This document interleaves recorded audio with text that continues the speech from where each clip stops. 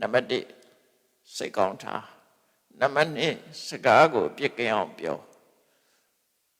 ကိုဒီလျောက်လှုပ်တဲ့အခါမှာမဟုတ်တာတွေမလုပ်နဲ့လုံးဝရှောင်အဲ့ဒီလိုလုံးဝရှောင်ရင်ကိုပဲမင်းအခြေအနေကောင်းနေမင်းမှာရပြီ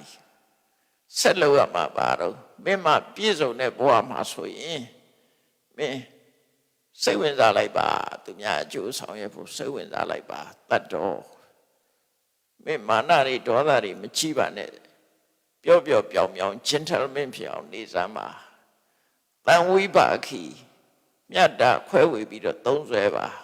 ဝရညိမင်းကိုကြိုးတာမကြည့်နဲ့သူများရဲ့စိတ်ခံစားကိုနားလဲပေးပါအဲ့ဒီအချက်၄ချက်မင်းမှာပြည့်စုံပြီဆိုလို့ရှိရင်မင်းမကြောက်နဲ့နောက်ဘဝ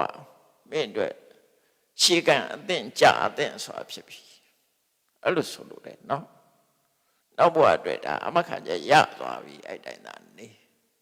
မကြောက်နဲ့ဒါဖះအာမခံပေးတာဘုံဘဝအာမခံပေးတာမဟုတ်ဘူးကြောက်စရာမလိုဘူးလို့ပြောတာအဲ့ဟာတွေနဲ့ပြည့်စုံနေကြောက်စရာလုံးဝမလိုဘူးမစိုးရိမ်နဲ့သိကျင်တဲ့ချိန်သေးသူကသိကျင်သေးမှာပဲတပြောတော့ရတော့မဟုတ်တာနော်သိကျင်တဲ့ချိန်သေးငါဒါတွေရှိဖို့အရေးကြီးတယ်ကျန်တာတွေစိုးရိမ်မနေနဲ့အဲ့ဒါလို့နှလုံးသွင်းနိုင်အောင်မြတ်ဗုဒ္ဓရဲ့အဆုံးအမနဲ့အညီ